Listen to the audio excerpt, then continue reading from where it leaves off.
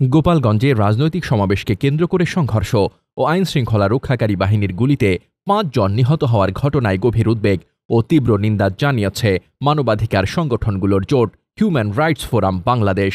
এই ঘটনাকে নাগরিক নিরাপত্তা ও সংবিধান প্রদত্ত মৌলিক অধিকারের ওপর সরাসরি আঘাত উল্লেখ করে অবিলম্বে বিচার বিভাগীয় তদন্তের দাবি জানিয়েছে জোটটি।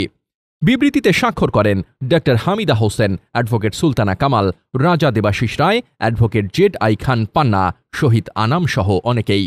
আজ শনিবার এক বিবৃতি দিয়ে এইচআরএফবি এই দাবি জানায়। বিবৃতিতে বলা হয়, গত ১৬ জুলাই গোপালগঞ্জ পৌর পার্কে জাতীয় নাগরিক পার্টির সমাবেশ শেষে স্থানীয় একটি রাজনৈতিক দলের একাংশের সঙ্গে সংঘর্ষ শুরু হয়।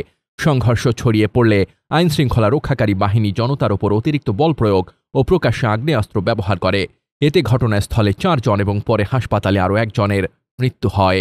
এইচআরএফবি মনে করে, জনসমক্ষে গুলি চালিয়ে পরিস্থিতি মোকাবেলা করা অমানবিক এবং এটি সংবিধানের ৩১ অনুচ্ছেদ ও আন্তর্জাতিক মানবাধিকার আইনের সরাসরি লঙ্ঘন।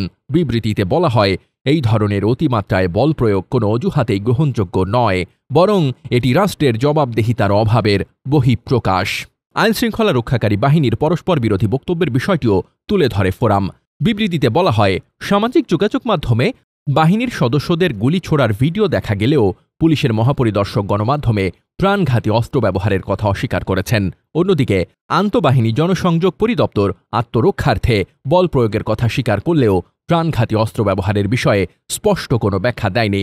নিহত এক ব্যক্তির পরিবারের গুরুতর অভিযোগের কথা উল্লেখ করে এইচআরএফবি জানায়, ময়নাতদন্ত ছাড়াই লাশ দাফন করতে বাধ্য করা হয়েছে বলে একটি পরিবার অভিযোগ করেছে। ফোরাম এটিকে কর্তব্যে গাফিলতি ও আইন লঙ্ঘনের নজিরবিহীন দৃষ্টান্ত হিসেবে আখ্যা দিয়েছে। দেশের স্থিতিশীলতা ও গণতান্ত্রিক পরিবেশ রক্ষার স্বার্থে সকল পক্ষকে সংযম প্রদর্শনের আহ্বান জানিয়ে বিবৃতিতে বলা হয়, এই ধরনের ঘটনা গণতন্ত্র ও মানবাধিকারের ওপর গভীর আঘাত। এর সুষ্ঠু ও নিরপেক্ষ তদন্তের মাধ্যমে দায়ীদের বিচার নিশ্চিত করতে হবে। Desk report, বার্তাবাজার।